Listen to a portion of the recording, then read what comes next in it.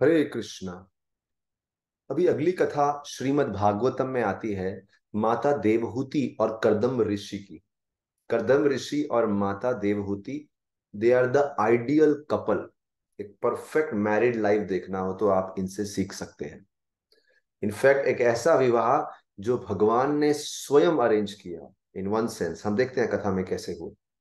बोले जब वराहदेव ने पृथ्वी को गर्भोदक सागर में से निकाला और अपने स्थान पे व्यवस्थित कर दिया, जहां पे अर्थ को रखना था रख दिया प्रॉपरली, इस पूरे सिस्टम में अर्थ को बिठा दिया। उसके बाद अर्थ पे पृथ्वी पे राज कौन करेगा? तो मानव समाज के पहले राजा हुए स्वयंभुव मनु। हम पहले चर्चा किए हैं, ब्रह्मा जी का एक दिन होता है, उसमें 1000 युग चक्र होते हैं। सत्य त्रेता द्वापर कली, एक युग चक्र, ऐसे 1000 युग चक्र होते हैं। और जो ब्रह्मा जी के एक दिन मतलब 12 घंटे, 24 घंटे नहीं, क्योंकि 12 घंटे रात के, 12 घंटे दिन के, तो 12 घंटे के दिन में उनके जो 12 घंटे हैं उसमें हमारे 1000 युग चक्र होते हैं। अच्छा, वो 1000 युग चक्र को 14 भागों में डिवाइड कर सकते हैं, तो एक भाग में 71 युग चक्र हो गए।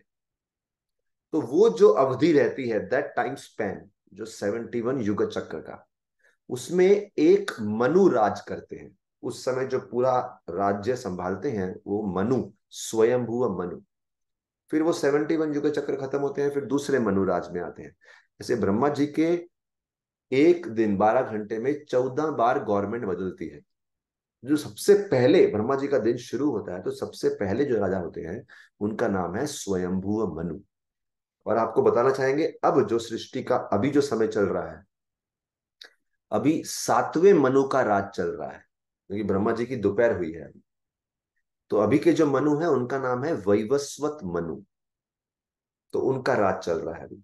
तो अभी बात आती है स्वयंभुव मनु की। स्वयंभुव मनु पृथ्वी पे उस समय जब पृथ्वी अपने स्थान पे व्यवस्थित हो गई, तो स्वयंभुव मनु माता शतरूपा के साथ, जो उनकी पत्नी थी, रानी थी, उनके साथ निवास करने लगे। और उन्होंने इस पूरी सृष्टि में एक ऐसा स्थान चुना, बोलते ब्रह्मवर्त नामक स्थान चुना। और वहां पे उन्होंने एक शहर बनाया जिसका नाम था बरहिष्मति, उनकी राजधानी। और बरहिष्मति का नाम बरहिष्मति क्यों पड़ा? आप देखिए, बरहा, बरही नाम जो आ रहा है वो वरहा देव से आ रहा है, क्योंकि वरहा देव के शरीर का एक केश वहां पे गिरा था। और वरहा देव के केश से ही जो आजकल हमें एक पर्टिकुलर टाइप की घास होती है, कुशग्रास, यज्ञ इत्यादि में हम इस्तेमाल करते हैं, कुशग्रास बोलते हैं, उसकी उत्पत्ति कब हुई? जब वरहा देव के केश गिरे, उन केशों से उस घास की उत्पत्ति हुई। और बोलते हैं जिस राजधानी में गिरे उसका नाम हो गया बरहिष्मति।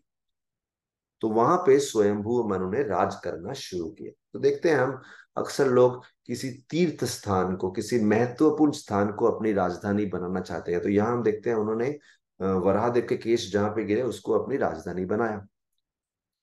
अच्छा, अभी स्वयंभू मनु का चरित्र बताया है। बोले स्वयंभू मनु इतने अच्छे मैनेजर थे, इतना बढ़िया राज्य मैनेज करते थे, लेकिन कभी भी भक्ति कार्य में अपना फोकस नहीं खोते थे। बोले रोज सुबह भगवान कृष्ण के बारे में श्रवण करते थे, that is important, hearing about Lord Krishna, would always here about Lord Krishna. बोलते हैं वो, उनका कंटेम्पलेशन, चिंतन कहाँ रहता था? कृष्ण कथा को सुनने में, कृष्ण कथा को लिखने में, कृष्ण कथा को बोलने में, और अनेक प्रकार से विचार विमर्श करने में। जैसे हम देखते हैं महाराज युधिष्ठिर माता द्रौपदी जो उनकी पत्नी है, उनके साथ बैठ के अक्सर शास्त्रों पे चर्चा किए करते थे, तो विचार विमर्श, डिस्कशन होता है। तो मतलब जो भी हम सुनते हैं कृष्ण कथा, उसको 3 प्रकार से हम आगे कर सकते हैं। एक तो डिस्कस करें किसी के साथ, दूसरा प्रवचन लेक्चर देके, और तीसरा लिख के। तो इनमें से कोई 3 काम करेंगे तो जो सुना है हमने वो हमारे हृदय में अच्छे से बैठ जाएगा। अक्सर हम सुना हुआ भूल जाते हैं, क्योंकि इनमें से कुछ नहीं करते, ना तो हम वो किसी से डिस्कस करते हैं, ना किसी को सुनाते हैं, और ना उस पर लिखते हैं कुछ। Something out of these three we should do. इसलिए कुछ लोग देखिए सुनते हैं तो नोट्स लेते हैं, पॉइंट्स निकालते हैं, हमने आज ये 5 पॉइंट सुने, 5 पॉइंट में हर पॉइंट का ये एग्जाम्पल था, तो उनको एक समरी याद आता है, 5 पॉइंट्स, ईच पॉइंट के आज लेक्चर में 2 एग्जाम्पल दिए गए, 3 दिए गए, ऐसा। तो हम जो ये भागवत सीरीज कर रहे हैं, इसको कैसे नोट्स ले सकते हैं आप? भागवत का कहानी है, कहानी में मानो 10 पॉइंट आए, जैसे अभी हम डिस्कस कर रहे हैं, स्वयंभुव मनु राज्य संभालते हुए भी अपनी भक्ति को मैनेज कैसे किए, तो ये एक पॉइंट आया है, balancing material and spiritual life. और कैसे किया उन्होंने? रोज सुबह सुनते थे और सुनने के बाद चर्चा करते थे, लिखते थे या फिर बोलते थे, चैंट करते थे। So that became an example for a point. तो इस प्रकार से पूरी स्टोरी चलेगी, कहीं पॉइंट आएंगे उसके एग्जाम्पल्स आएंगे, या फिर उल्टा, स्टोरी में कोई पॉइंट आएगा फिर उससे शिक्षा आएगी, है ना? या तो ऐसा होता है शिक्षा आती है और शिक्षा के स्टोरी के रूप में उदाहरण आते हैं, और कभी कभी स्टोरी का फ्लो चल रहा है, स्टोरी के पॉइंट्स आते हैं, जैसे स्वयंभू मनु का राज्य, स्वयंभू मनु का शादी, स्वयंभू मनु के संतान, स्वयंभू मनु का अपने राज्य में घूमना, तो ये पॉइंट्स आते हैं। फिर उससे लेसन्स क्या सीख सकते हैं, तो ऐसे भी नोट्स बना सकते हैं। तो एनीवे वो एक साइड डिस्कशन हो गया। तो स्वयंभू मनु की कथा पे आते हैं। वो अपना राज्य संभालते थे, साथ में भक्ति बड़ा अच्छा करते थे, और उसमें मेन भक्ति की शुरुआत होती थी जब सुनता व्यक्ति ध्यान से कथा को, तो बाकी सब ऑटोमेटिक सही हो जाता है। अच्छा, तो स्वयंभू मनु ने कितना समय राज किया? 71 दिव्य युग। एक युग चक्र को हम दिव्य युग बोलते हैं, 4 युग का जो चक्र होता है उसे दिव्य युग बोलते हैं। अच्छा, अब बात आती है, क्योंकि स्वयंभू मनु अपनी भक्ति और भौतिक जीवन को बराबर से बैलेंस कर रहे थे, तो उसका इफेक्ट क्या था? उनके जीवन में कभी उनको कोई दुख का अनुभव ही नहीं हुआ। इसमें दो चीज है, एक तो होता है दुख ना होना, और एक होता है दुख होते हुए भी उसकी पीड़ा को अनुभव नहीं करना, क्योंकि आपका मन एक अलग लेवल पे है ना? जैसे कभी कभी व्यक्ति बहुत बिजी होता है, उसके हाथ पांव में चोट भी लग जाती है, थोड़ी सी चोट लग जाती है, कांटा चुभ जाता है, उसको समझता है नहीं, वो इतना बिजी था। 3 दिन बाद जब उसका सारा व्यस्त स्केड्यूल खत्म होता है, फिर उसको लगता है अरे ये चोट कब लगी मेरे को, क्योंकि उसका मन इतना एब्जॉर्ब था किसी काम में, उसको शारीरिक पीड़ा का अनुभव नहीं हुआ। एक होता है चोट ना लगना, वो भी एक पीड़ा से मुक्ति है, और चोट लगने के बाद भी उसका डेप्थ में फील नहीं होना, बिकॉज आपका एब्जॉर्प्शन बहुत हाई है। तो स्वयंभू मनु बोलते हैं, इतना अच्छे से मेटेरियल स्पिरिचुअल लाइफ मैनेज किए थे, उनको कभी दुख का अनुभव होता ही नहीं था, he never experience any misery. तो इसलिए जो भगवान पे पूरी तरह से आश्रित है, भगवान की शिक्षाओं का आश्रय लिया है। अच्छा, ये भी एक पॉइंट इंपॉर्टेंट है, कि जब हम बोलते हैं भक्ति करने से जीवन में दुख नहीं रहता, क्या मतलब है इसका? भक्ति करना का कहीं ये मतलब नहीं कि पूरा दिन मंदिर में बैठे रहो, पूरा दिन कीर्तन में बैठ के मुंडी लाते रहो अपना और भावुक से हो जाओ, नहीं। भगवान की शिक्षाओं के अनुसार जीवन जीना। भगवान ने शिक्षा दी है कि घर की सेवा कैसे करनी, माता पिता के साथ कैसे व्यवहार करना है, पत्नी के साथ कैसे करना है, पति के साथ कैसे करना है, और ये सब करते करते श्रवण और कीर्तन कैसे करना है, उन शिक्षा को पढ़ना जरूरी है, तभी तो हमारा जीवन बनेगा।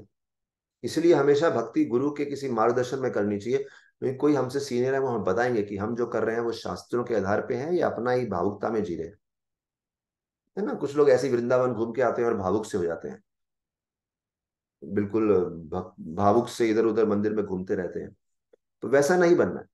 तो यहां बोलते हैं one who has taken full shelter of God. तो फुल शेल्टर मतलब जिन्होंने भगवान की शिक्षाओं का आश्रय लिया है, भगवत गीता को पढ़ा है, भागवत को पढ़ा है, और बिना किसी डिस्ट्रैक्शन के आश्रय लिए। ऐसा नहीं कि गीता भागवत भी सुन रहे हैं और 4 दूसरी जगह भी जा रहे हैं, है ना, कहीं पार्टी जा रहे हैं, मूवी जा रहे हैं, वो सब बकवास भी सुन रहे हैं, ये भी सुन रहे हैं, और कंफ्यूज है, इसको फॉलो करें इसको फॉलो करें, डिस्ट्रैक्टेड है। तो ठीक है, थोड़ा मनोरंजन होना चाहिए, लेकिन मनोरंजन आपके लिए डिस्ट्रैक्शन नहीं बनना चाहिए। So what we are saying is, Swayambhu Manu सभी पीड़ाओं से मुक्त थे, क्योंकि उन्होंने पूरी तरह से भगवान का आश्रय लिया था।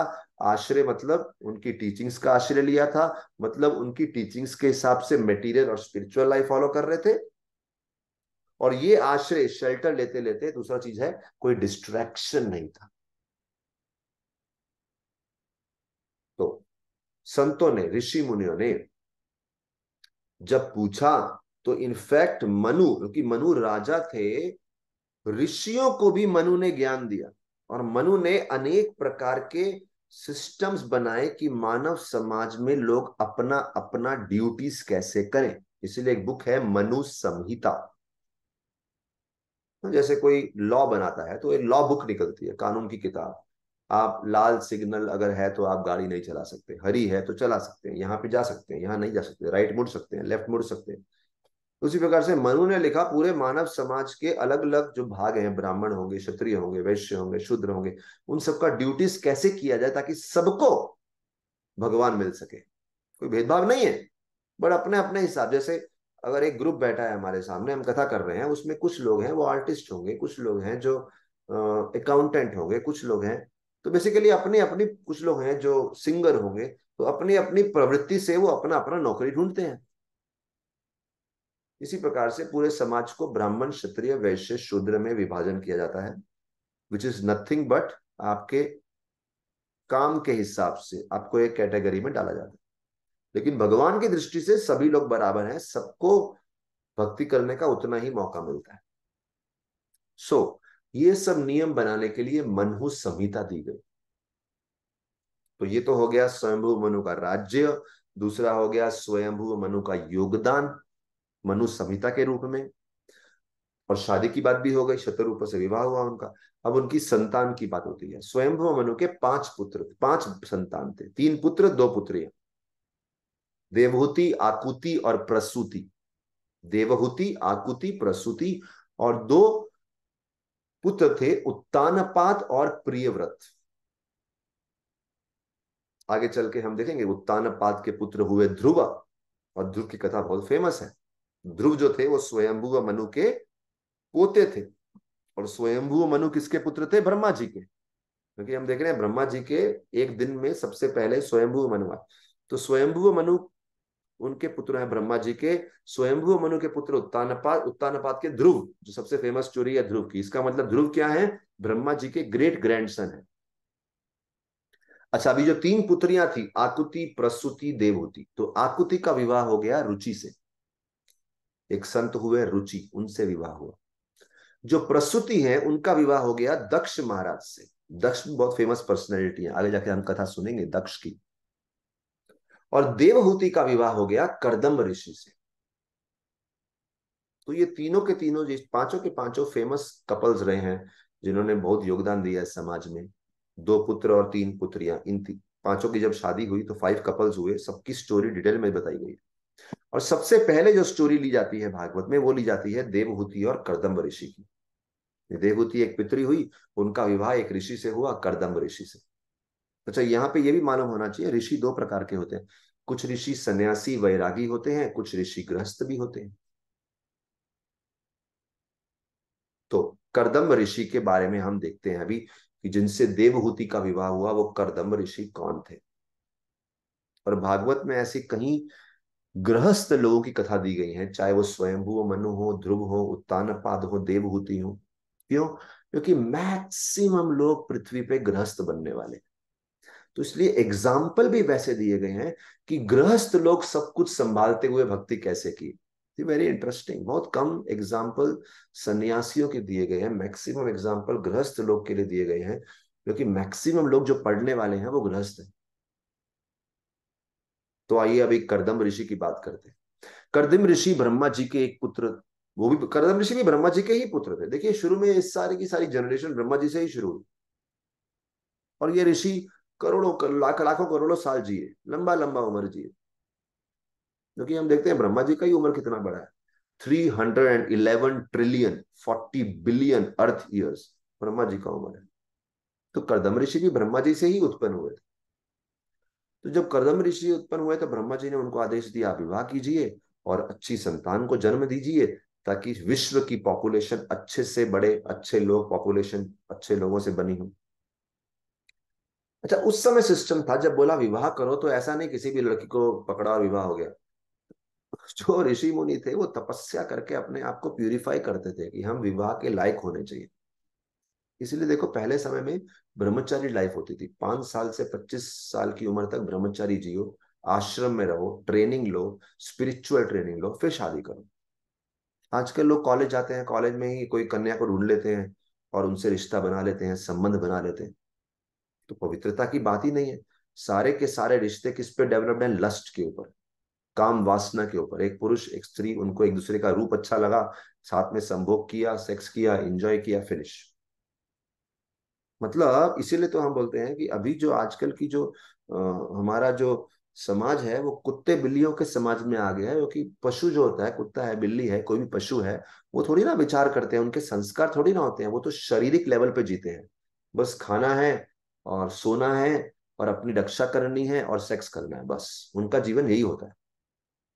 तो शास्त्र बोलते हैं मनुष्य रूप जब मिला है, मनुष्य ये चार काम करने के लिए नहीं मिला। ये चार तो करना ही है, ठीक है, as a part of life, पर मेन मनुष्य जीवन किसके लिए मिला है? भगवान को समझने के लिए, भगवान की खोज के लिए, नहीं तो हम पशु के समान है। तो yes, you like to eat good food, eat good food. If somebody has a desire of sex life, okay, get married properly, no illicit sex। अगर किसी को अपनी रक्षा करनी है तो कुत्ते बिल्लियों की तरह पंजों से लड़ने का शुरू नहीं करना, अपना घर बनाओ, घर की सुरक्षा करो, डन, एक नियम के अनुसार। ऐसा नहीं कहीं भी किसी को भी मारना शुरू कर दिया। So there is a civilised way of living. Anyway, बात आती है कर्दम ऋषि की। कर्दम ऋषि को बुला कि आप भगवान विष्णु की उपासना कीजिए। कर्दम ऋषि ने बड़े अच्छे से भगवान विष्णु की उपासना करी। और कहाँ पे करी?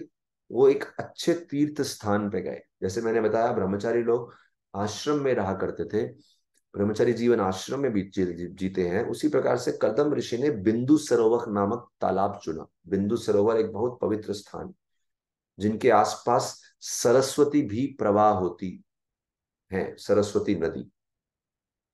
आजकल तो सरस्वती लुप्त हो गई है, दिखती नहीं है, लेकिन बोलते हैं बिंदु सरोवर स्थान था जिनके आसपास सरस्वती थी। और उस तालाब के जो जो बिंदु सरोवर, जो सरोवर था, उनके तट पे बहुत बढ़िया बढ़िया वृक्ष और लताएं और बहुत सुंदर सुंदर वृक्ष और फूल और फल हर मौसम में खिले रहते थे। बल्कि बोलते हैं हर मौसम के फल और फूल आपको हर समय मिलेंगे, इतनी पवित्रता थी उस स्थान की। और वही नहीं, अनेक प्रकार के पक्षी वहां चहचहाते रहते थे। मोर थे, कोयल थी, हंस थे, अनेक प्रकार के बगुले थे और भंवरे थे और चकोर पक्षी थे। और इतना मन को मोह लेने वाला वातावरण, उसमें जाके कर्दम ऋषि ने भगवान विष्णु की 10,000 साल तक तपस्या करी। तो ये कितनी सुंदर बात है। विवाह करना है, लेकिन ऐसा नहीं विवाह करना है कि जल्दी से बेचैन हो रहे हैं, विवाह करना है, विवाह करना है। 10,000 साल तक अपने आप को शुद्ध किया। आजकल व्यक्ति अगर 1 साल के लिए भी तपस्या करे तो बड़ी बात है, कुछ तो नाम जप किया उसने। 10 दिन के लिए नाम जप किया, अरे कुछ तो करो। एनीवे, बता रहे हैं तो हम लोग के लिए प्रभुपाद जी ने दिया रोज 16 माला करो। तो 10,000 साल तक, इनफैक्ट प्रभुपाद जी तो इस प्रकार की शिक्षा भी बताए हैं कि जब पुरुष और स्त्री आपस में संबंध बनाते हैं संतान प्राप्ति के लिए, तो जिस दिन संबंध बनाते हैं उस दिन, उससे पहले की जो अवधि है, व्यक्ति को खूब माला जप में निकालनी चाहिए। कम से कम 50 माला हरे कृष्ण महामंत्र का जप करना चाहिए, ऐसा भी आचार्य बताते हैं। क्योंकि 50 माला जप करेंगे मन शुद्ध हो जाएगा, काम वासना खत्म हो जाएगी। उसके बाद जब व्यक्ति शारीरिक संबंध बनाएगा पुरुष और स्त्री एक दूसरे से, तो जो संतान प्राप्त होगी वो बड़े उत्तम गुणों वाली होगी। तो मतलब एक तो है काफी लंबे समय से तपस्या की, और दूसरी बात, जब शारीरिक संबंध बनाना है तो उस समय भी व्यक्ति ने पहले अपनी चेतना को रेडी किया। तो आजकल लोग इसको बड़ा इनप्रैक्टिकल मानते हैं, लेकिन ये सब सिद्धांत आजकल अप्लाई किए गए हैं शास्त्रों से प्रेरणा लेते हुए। यहाँ पे 10,000 साल उन्होंने भगवान विष्णु की तपस्या करी, आराधना करी। और उन्होंने स्थान भी ऐसा ढूंढा जहां पे रजोगुण से प्रभाव ना हो। इसलिए अगर हम कहीं जा नहीं सकते, कम से कम घर में भगवान की फोटोज लगा के, कीर्तन लगा के एक तीर्थ बना दो। ये पॉइंट है, साधना वहां होनी चाहिए जहां रजोगुण ना हो। तो कभी कभी लोग ट्रेन में, बस में, फ्लाइट में जब करते हैं, fine, very good, but some basic साधना व्यक्ति को शांत जगह पे बैठ के करनी चाहिए। क्योंकि पैशनेट साधना जो होगी, रजोगुण में रेस्टलेस माइंड से की जाए, नॉट वेरी इफेक्टिव। भगवान विष्णु इतने प्रसन्न हो गए कर्दम ऋषि की तपस्या से, वो कर्दम ऋषि के सामने आके प्रकट हो गए। इतना तेज था उनका, सूर्य जैसा तेज था भगवान का। अच्छा, भगवान का रूप बताया है अभी। सूर्य जैसा तेज था और माला पहनी हुई थी। बोले सफेद फूलों की सुंदर माला, बड़े सुंदर फूल थे। और पीले कलर के पीतांबर वस्त्र पहने हुए थे। और भगवान के केश, जो घुंघराले केश हैं, वो उनके जो उनका मुख है कमल जैसा, उसके आसपास घिरे हुए थे। और बहुत सुंदर तेजस्वी मुकुट था। और बोलते हैं उन्होंने चार हाथ में शंख, चक्र, गदा और पद्म धारण किया था। और छाती पे उनके लक्ष्मी जी विराजमान थी। एक श्रीवत्स करके चिन्ह होता है भगवान विष्णु की छाती पे। एक चिन्ह, एक मार्क होता है श्रीवत्स। उस रूप में लक्ष्मी जी विराजमान रहती है। और भगवान अपने गले में एक लॉकेट पहनते हैं जिसे कौस्तुभ मणि बोलते हैं। और भगवान ऐसे जमीन पे नहीं आए थे, गरुड़ जी के ऊपर बैठ के आए थे, गरुड़ जी के कंधों के ऊपर बैठ के। इतना सुंदर, इतना मंगलमय रूप था भगवान का। वो देख के भगवान की जो देखने वाला है, करदम ऋषि देख रहे हैं, उनकी आंखें और उनका हृदय पूर्ण रूप से संतुष्ट हो गया। बहुत सुंदर बात है, हमारी आंखें तड़पती रहती हैं कुछ रूप देखने के लिए, हृदय तड़पता रहता है अनेक इच्छाओं से। लेकिन जो लोग बार बार भगवान के रूप का दर्शन करते हैं, भगवान की मूर्ति की पूजा करते हैं, उनके सुंदर श्रृंगार का दर्शन करते हैं, वो करते करते करते आंखें और हृदय संतुष्ट हो जाता है। देखिए हम लोग अक्सर हम देखते हैं आजकल के प्रभाव में, सोशल मीडिया में अनेक कंटेंट देखते रहते हैं, देखते रहते हैं, देखते रहते हैं, देखते रहते हैं। क्यों? आंखें और हृदय कुछ फुलफिलमेंट ढूंढ रही है, चाहे कोई रील के माध्यम से, कोई वीडियो के माध्यम से, वगैरह वगैरह। लेकिन जब व्यक्ति ज्यादा से ज्यादा भगवान की पूजा उपासना में लगता है, उसकी आंखें और हृदय संतुष्ट हो जाता है। करदम ऋषि बहुत प्रसन्न हो गए भगवान को देख के, हाथ जोड़ा और प्रार्थना अर्पण करने लगे। तो जब भी भगवान के सामने आए, केवल अपनी इच्छा पूर्ति के लिए मत मांगे, भगवान की स्तुति कीजिए, उनके बारे में कुछ अच्छा अच्छा बोलिए। तो करदम ऋषि ने क्या बोला? सबसे पहले करदम ऋषि बोलते हैं कि आपको देखने के बाद मेरी देखने की जो शक्ति है वो सफल हो गई। My eyes have become successful by seeing you. फिर बोलते हैं ब्रह्मा जी ने मुझे आदेश दिया है विवाह करने के लिए और संतान प्राप्ति करने के लिए। इसीलिए देखिए, ब्रह्मा जी गुरु भी हैं, पिता भी हैं। बोले उनकी इच्छा पूर्ति के लिए, क्योंकि ये समाज के कल्याण के लिए उनकी इच्छा कुछ है, तो मैं उनकी इच्छा पूर्ति के लिए आपसे प्रार्थना करता हूं कि विवाह के लिए मुझे एक उत्तम कन्या दीजिए। बताइए कि कौन उत्तम कन्या है जिससे मैं विवाह करूं ताकि अच्छी संतान प्राप्त हो। और बोलते हैं ब्रह्मा जी तो आप ही के आदेशों के अनुसार काम करते हैं, तो इसीलिए ब्रह्मा जी का आदेश पूरा करते करते एक तरीके से मैं आप ही का आदेश पूरा कर रहा हूं। तो उसके लिए मुझे, आपका आदेश पूरा करने के लिए मुझे उत्तम कन्या चाहिए।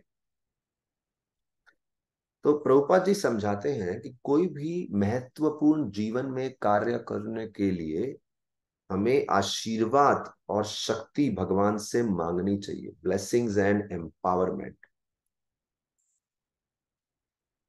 Seeks blessing and empowerment from the Lord before commencing an important activity.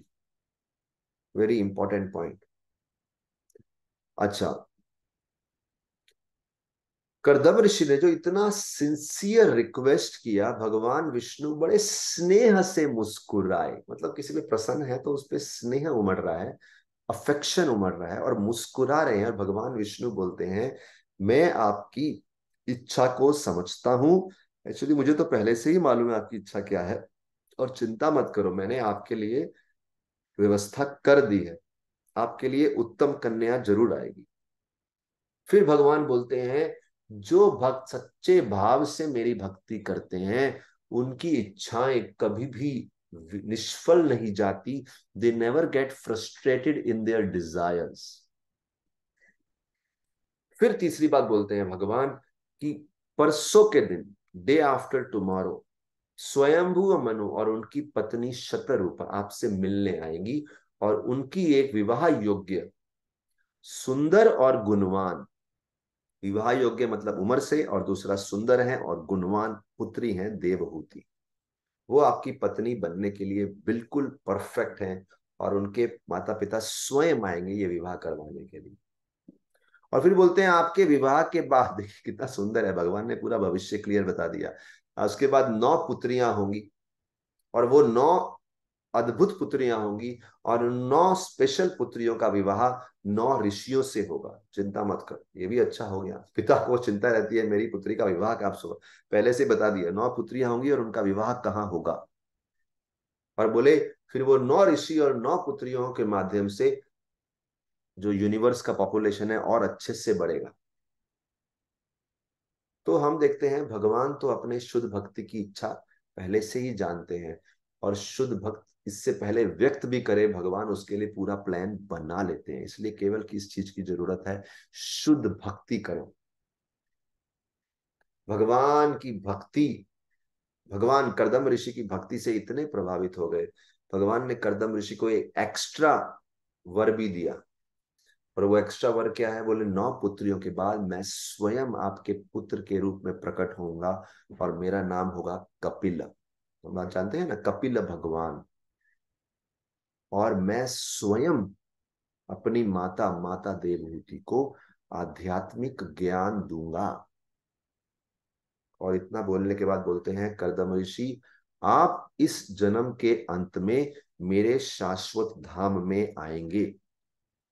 और ये कह के ये जो एक्स्ट्रा बेनेडिक्शन, बोनस बेनेडिक्शन देखे गए, फिर भगवान बोलते हैं कि हाँ, फिर भगवान बिंदु सरोवर से अपने वैकुंठ धाम चले गए। अभी देखिए, भगवान का इतना प्रेम कर्दम ऋषि को मिला। बहुत सुंदर बात है यहाँ पे।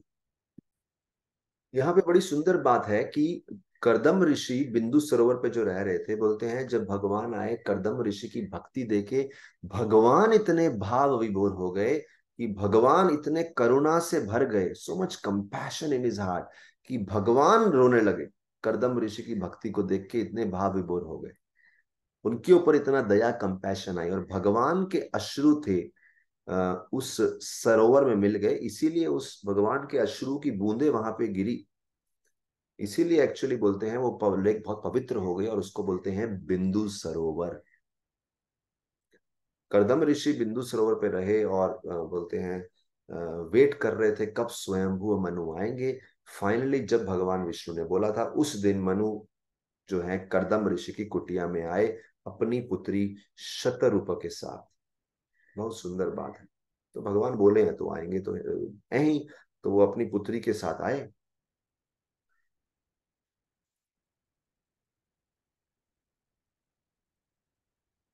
और देवहूति भी साथ में आए। और जब मनु महाराज आए, देखिए मनु महाराज राजा हैं, बहुत बड़े राजा हैं, इतना ऐश्वर्य है, लेकिन वो एक ऋषि के पास आ रहे हैं जो जंगल में रहते हैं। लेकिन जब मनु आए तो उन्होंने देखा कर्दम ऋषि का, चाहे जंगल वाला शरीर है, ऐसे कोई बहुत मुकुट मुकुट पहन के नहीं बैठे हैं वहां पे, लेकिन उनके शरीर में अद्भुत चमक है, तेज है। दूसरा, बहुत स्वस्थ है, बहुत उनका लंबा शरीर था, टॉल, हेल्दी, शाइनिंग। और उनके नेत्र बहुत सुंदर कमल नेत्र, और उनकी जटाएं थी, जंगल में ऋषि हैं तो जटाएं थी।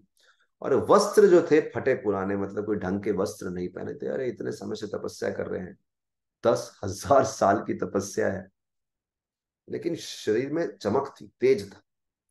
करदम ऋषि ने, अच्छा प्रभुपाद जी बताते हैं कि एक तपस्या का फल होता है, शरीर में पवित्रता आती है, मन में पवित्रता आती है, शरीर में पवित्रता आती है, तेज बढ़ता है, सुंदरता बढ़ती है। करदम ऋषि ने बड़े ही सम्मान से स्वीकार वेलकम किया स्वयंभुव मनु को। अभी यहाँ पे एक बड़ा सुंदर वार्तालाप आता है।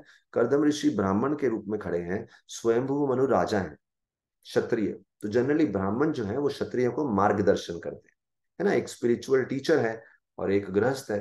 तो अगर स्पिरिचुअल टीचर एक गृहस्थ को मार्गदर्शन कर रहा है, या एक टीचर है और एक स्टूडेंट है, सिंपल भाषा में। और यहाँ पे स्टूडेंट जनरली कौन है, एडमिनिस्ट्रेटर, जो गवर्नमेंट संभालते हैं, क्षत्रिय। तो कोई बोलेगा अगर टीचर है तो टीचर को रिस्पेक्ट मिलना चाहिए, लेकिन प्रभुपाद जी समझाते हैं कि शास्त्रों में म्यूचुअल रिस्पेक्ट, ब्राह्मण क्षत्रिय का रिस्पेक्ट करे, क्षत्रिय ब्राह्मण का रिस्पेक्ट करे। इवन वैश्य शूद्र क्षत्रिय ब्राह्मण सब आपस में रिस्पेक्ट करें। जैसे एक शरीर है, शरीर में सर भी जरूरत है, टांगों की भी जरूरत है, हाथ की भी जरूरत है, head has to respect the leg, ऐसा नहीं कि लेग को काट के फेंक देंगे। Head has to respect the hand also. तो क्षत्रिय हैंड है, वैश्य बेली है, शूद्र टांग है, ब्राह्मण सर है। Yes, head is most important, क्योंकि हेड नहीं देगा तो व्यक्ति खत्म, टांग के बिना जीवित रह सकता है। लेकिन सब चाहिए अच्छा फंक्शन करने के लिए, म्यूचुअल रिस्पेक्ट होना चाहिए। तो करदम ऋषि जैसे क्षत्रिय सामने आते हैं तो करदम ऋषि ने ये नहीं बोलते आ गए, ज्ञान लेने आ गए, आफ्टर ऑल हमारे पास ही आना पड़ा, ऐसा नहीं।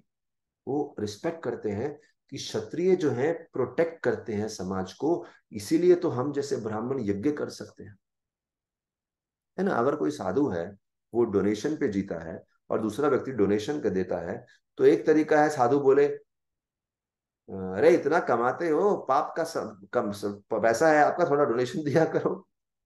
तो साधु ऐसा भी बोल सकता है। और जो देने वाला है वो बोलता है अरे आ गए भुक्कड़ लोग, खाने के लिए आ गए, हमारे पैसों पे पलते हो। जब म्यूचुअल रिस्पेक्ट ही नहीं है। लेकिन अगर म्यूचुअल रिस्पेक्ट, पैसा देने वाला सोचे कि अरे हम तो पाप की कमाते हैं, हमारा धन कहीं अच्छी जगह यूटिलाइज हो जाए, आप इतना अच्छा काम कर रहे हैं, आपके होने से हमारे समय पवित्रता आ रही है, तो रिस्पेक्ट किया ब्राह्मण को। ब्राह्मण क्या बोलेगा, अरे हम तो कुछ भी नहीं कर सकते क्योंकि आप लोग समाज की रक्षा कर रहे हैं, धन दे रहे हैं, इसलिए कल्याण हो रहा है, हम तो छोटा मोटा किताब से शिक्षा पढ़ के बता देते हैं। This is mutual respect. ऐसे ही यहाँ पे देखते हैं हम कर्दम ऋषि स्वयंभू मनु क्या बोलते हैं, बोलते हैं हे मनु महाराज, आप जैसे राज ऋषि, बोलते हैं आप राजा हैं लेकिन ऋषि भी हैं, क्योंकि है तो राजा धन संपत्ति में डूबे रहते हैं, लेकिन आपका व्यवहार बहुत भक्ति वाला है, तो ऋषि हैं आप। तो आप जैसे राज ऋषि भगवान हरि की सुरक्षा शक्ति का प्रतिनिधित्व करते हैं। Very interesting. भगवान हरि हमें सुरक्षा देते हैं आपके द्वारा, तो आप भगवान के रिप्रेजेंटेटिव हैं। फिर बोलते हैं दूसरा, बोले मैं सम्मान करता हूं कैसे आप व्यस्त रहते हैं लोगों की रक्षा करने के लिए, ताकि वो अपने अपने धर्म का पालन कर सके। धर्म मतलब ड्यूटीज, हिंदू क्रिश्चियन मुस्लिम नहीं, duties, material duty, spiritual duty. फिर तीसरा बोलते हैं मैं उसके लिए भी आपकी प्रशंसा करता हूं कि आप व्यस्त रहते हैं अनुचित लोगों को दंड देने के लिए, जो गलत प्रकार के लोग। और इस प्रकार से लंबी प्रशंसा करते हैं, फिर बोलते हैं कृपया बताइए मैं आपकी क्या सेवा करूं। तो जनरली सिस्टम के हिसाब से ब्राह्मण क्षत्रिय से बड़ा है, लेकिन ब्राह्मण बोल रहे हैं मैं आपकी क्या सेवा करूं, आप जो बोलेंगे मैं वो सेवा करूंगा। तो ये मैच्योरिटी है, हमें व्यवहार में ये सीखना है। ऐसा नहीं सीखना कि अरे तू मुझ पे डिपेंडेंट है, तू मुझ पे डिपेंडेंट है, हम सब कर रहे हैं। व्यक्ति को देखना चाहिए मैं कैसे इन सब पे डिपेंडेंट हूं, और उसका रिस्पेक्ट करना है। So this is maturity. तो मैच्योरिटी मतलब व्यवहार का मैच्योरिटी। कैसे मालूम चलेगा कौन एक दूसरे से डील करने में मैच्योर है? पहला, वो हमेशा दूसरों के गुड क्वालिटीज देखता है, और दूसरा सिर्फ देखता नहीं है, सिर्फ नोट नहीं करता है, उसको बोल के प्रशंसा करता है। So all of us should learn this, कि हमेशा देखते रहो किस किस में क्या गुण है, और जैसे ही गुण दिखे तो इमीडिएटली उसके सामने जाके तारीफ करो। और अगर शर्म आती है तो मैसेज कर दो कि मैंने आपके अंदर ये गुड क्वालिटी नोट किया, इट इज सो नाइस।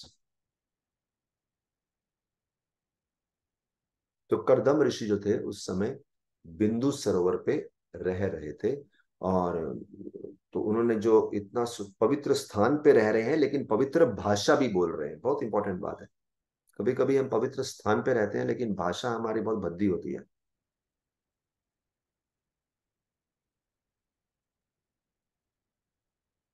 तो स्वयंभू मनु जब इतना प्रशंसा सुने अभी, अच्छा अभी देखना है प्रशंसा सुनने वाले का क्या व्यवहार है। करदम ऋषि ने तो मैच्योरिटी दिखाया, क्या दिखाया, अच्छा गुण नोट किया और उसको बोल के एक्सप्रेस भी किया। So to see the good qualities and to express by appreciation, ये दो डेफिनेशन से it is called as mature dealing. व्यवहार में व्यक्ति मैच्योर है। आप सब अपने जो भी कथा सुन रहे हैं ये, वो लोग अपने आप को मार्क्स दे सकते हैं। अगर 10 में से कितना मार्क्स देना चाहेंगे कि आप कितनी बार लोगों के अच्छे गुण देख सकते हैं? 5 out of 10, 6 out of 10, 8 out of 10 marks दीजिए। और दूसरा ये मार्क्स दीजिए कि आप दूसरों को कितना अप्रिशिएट करते हैं बोल के, सिर्फ नोट नहीं करते, बोलते भी। 5 out of 10, 10 out of 10, 8 out of 10 marks दीजिए, खुद समझेगा कि हम किस लेवल पे हैं।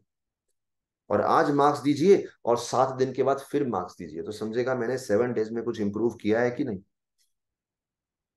स्वयंभू मनु जो सुन रहे थे अपनी प्रशंसा, उनका क्या हुआ? उनको बहुत एम्बैरेसिंग फील हुआ, लज्जित अनुभव हुआ, और वो उल्टा कर्दम ऋषि की प्रशंसा करने लगे और बोले, हे महान ऋषि, भगवान ने तो आप जैसे ब्राह्मणों को सृष्टि में बनाया इसलिए है ताकि आप हमें वैदिक ज्ञान दे सके, और भगवान ने क्षत्रियों को बनाया है ताकि हम आप जैसे ब्राह्मणों की सेवा कर सकें, सुरक्षा करके। बोले, ब्राह्मण तो भगवान के हृदय हैं, क्षत्रिय बाजू हैं, तो क्या इंपॉर्टेंट है, हृदय या बाजू है? फर्स्ट हृदय। फिर वो बोले, एक्चुअली एक दूसरे की रक्षा करते हैं, भगवान उनकी रक्षा कर, ब्राह्मण क्षत्रिय की, क्षत्रिय ब्राह्मण।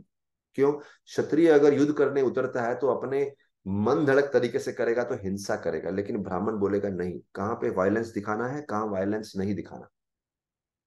Right? Sometimes you are living in your family, तो कभी भी गुस्सा हो जाते हैं, किसी पे भी गुस्सा हो जाते हैं, कभी दुकानदार पे गुस्सा हो जाते हैं, कभी कस्टमर पे गुस्सा हो जाते हैं, किसी पे भी। बट जब आप ज्ञान सुनते हैं हर हफ्ते आके, तो आपको मार्गदर्शन मिलता है कब गुस्सा होना है, कब नहीं होना है। सो ब्राह्मण प्रोटेक्ट करते हैं हमें ज्ञान दे के। तो फिर बात होती है कि कैसे दोनों का म्यूचुअल प्रोटेक्शन है। फिर ब्राह्मण तो ये बात जानने वाली है, तो फिर उसके बाद ये सब इनिशियल इंट्रोडक्शन जो था ना मनु और कर्दम ऋषि का, वो क्या था? एक दूसरे की तारीफ करी, और जेन्युइन, ऐसा नहीं मक्खनबाजी करी, सच में वो एक दूसरे से कैसे बेनिफिट करते हैं। उसके बाद मनु महाराज ने कर्दम ऋषि से रिक्वेस्ट किया कि कृपया मेरी पुत्री देवहूति को अपनी पत्नी के रूप में स्वीकार कीजिए, क्योंकि उसे एक उत्तम हस्बैंड चाहिए जो उम्र से सही हो। ऐसा नहीं कि वो इतनी बड़ी है और पति बहुत छोटा है, उम्र से बड़ा सही होना चाहिए। दूसरा, चरित्र और गुणों से सही होना चाहिए। ज्यादा रूप की बात नहीं करी, करेक्टर एंड क्वालिटीज वो मेन है। देखिए ये भी कितना फर्क है, अभी आजकल लोग रूप से देखते हैं। कभी फोटो दिखा दिया, फोटो पसंद आ गया, बस मुझे तो इसी से शादी करनी है। सोचते नहीं करेक्टर है, क्वालिटीज है। और उसमें भी अगर क्वालिटी भी देखते तो देखते हैं कितना पैसा कमा रहा है। करेक्टर नहीं, चरित्र क्या है वो बाद में सोचते हैं, उसके बारे में पहले नहीं सोचते। यहाँ पे बोला करेक्टर कैसा है। तो जब उन्होंने नारद, तो स्वयंभू मनु बोलते हैं कि मेरी पुत्री देवहूति ने नारद मुनि से सुन रखा है आपके बारे में, और उस दिन से वो चिंतन कर रही है कि आपसे ही विवाह करेगी। और आप चिंता मत करो, मेरी लड़की आपके लिए उचित पत्नी के रूप में सिद्ध होगी, आगे जाके आपको पछतावा नहीं होगा। तो पहली बात बोलते हैं, देख कई बातें उन्होंने बता दी। एक तो उन्होंने बताया कि आप उचित हस्बैंड हैं, क्योंकि मैंने आपका करेक्टर, एज, क्वालिटी सब देखा। दूसरा उन्होंने बताया, क्वेश्चन उठेंगे, आपकी पुत्री करना चाहती है क्या? तो बोलते हैं मेरी पुत्री तो करना ही चाहती है, कि नारद मुनि ने इतना सुनाया आपके बारे में कि उसने आपको ही पति माना है। फिर चिंता होगी कि मेरे लिए क्या आगे जाके उचित पत्नी सहयोग देगी? बोलते हैं आगे जाके परफेक्ट वाइफ सिद्ध होगी आपके लिए। फिर स्वयंभू मनु मन में सोच रहे हैं कि अभी कर्दम ऋषि की शादी की इच्छा है कि नहीं।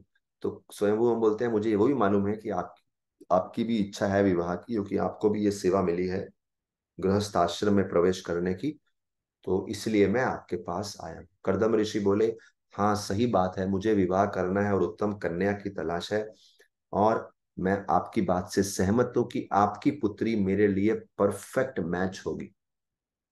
उसके अंदर सभी अच्छे गुण हैं, कौन उसको रिजेक्ट करेगा? गुण भी हैं, सौंदर्य भी हैं, बल्कि बोलते हैं, कर्दम ऋषि बोलते हैं, आपकी पुत्री का सौंदर्य सुंदर से सुंदर आभूषणों को भी फीका कर देता है। और वो केवल शरीर का सौंदर्य नहीं है, बोलते हैं पूरे स्त्री समाज का सौंदर्य है, क्योंकि स्त्री के सारे गुण उसमें उत्तम तरीके से हैं। तो देखो उनकी तुलना पूरे स्त्री समाज से करते हैं, सभी आभूषणों से करते हैं, अच्छे गुणों से करते हैं। और बोलते हैं इसलिए हमारा विवाह जो है वैदिक नियमों के अनुसार उचित है, लेकिन एक कंडीशन है मेरी, मैं देवहूति के साथ तब तक ही रहूंगा जब तक हमारी संतान नहीं हो जाती। जब हमारी संतानें, जो संतानों का जन्म होना है वो हो जाएंगी, उसके बाद मैं वैराग्य ले लूंगा। तो प्रभुपाद जी कई बार सिखाते हैं ये वाली बात भी। आपने गृहस्थ जीवन में प्रवेश किया, थोड़ा घर बनाया, पैसा कमाया, संतान को जन्म दिया, कुछ समय गृहस्थ जीवन का भोग ले लिया, उसके बाद सही समय पे रिटायर हो जाना चाहिए।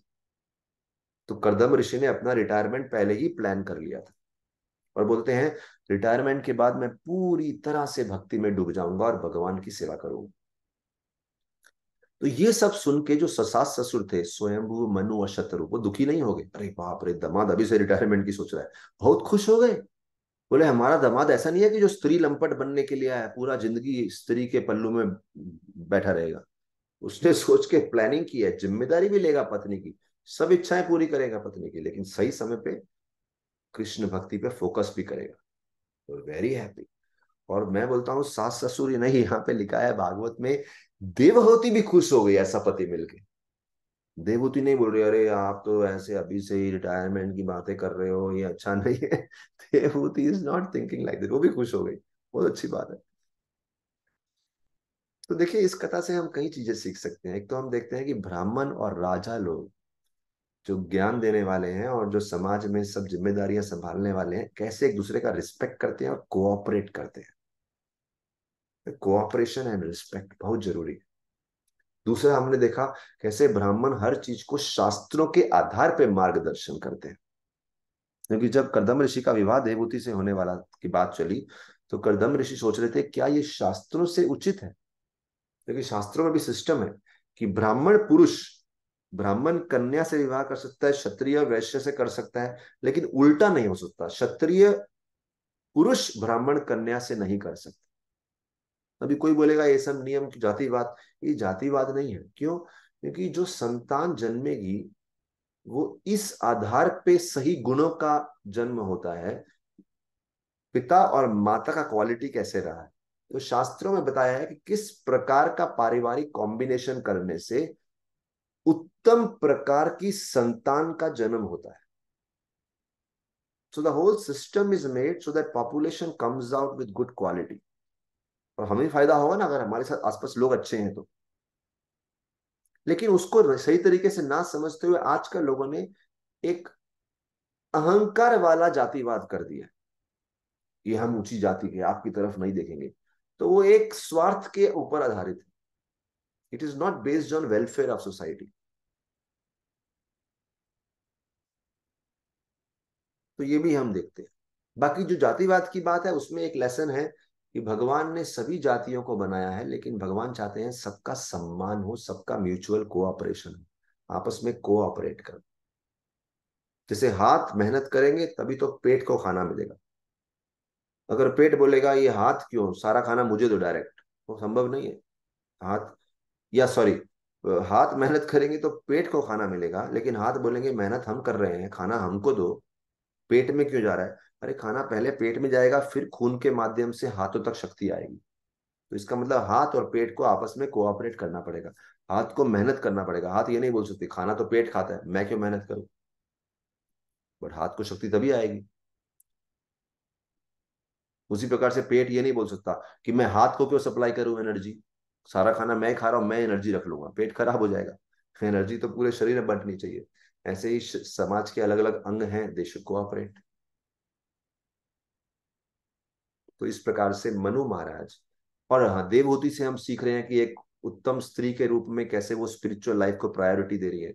और जबकि महलों से आई हैं, हाँ, महलों में रहने वाली रही हैं देवहूति, लेकिन विवाह कर रही हैं एक जंगल के ऋषि से, क्योंकि वो हस्बैंड सोच रही है ऐसा होना चाहिए जिसका चरित्र अच्छा हो, जिसके स्पिरिचुअल क्वालिटीज हो। केवल शरीर से सुंदर हो और शारीरिक सुख दे ना, उसके लिए नहीं। और आगे चल के हम देखेंगे कि जो देवहूति है उन्होंने बड़े अच्छे से अपनी पति की सेवा करी।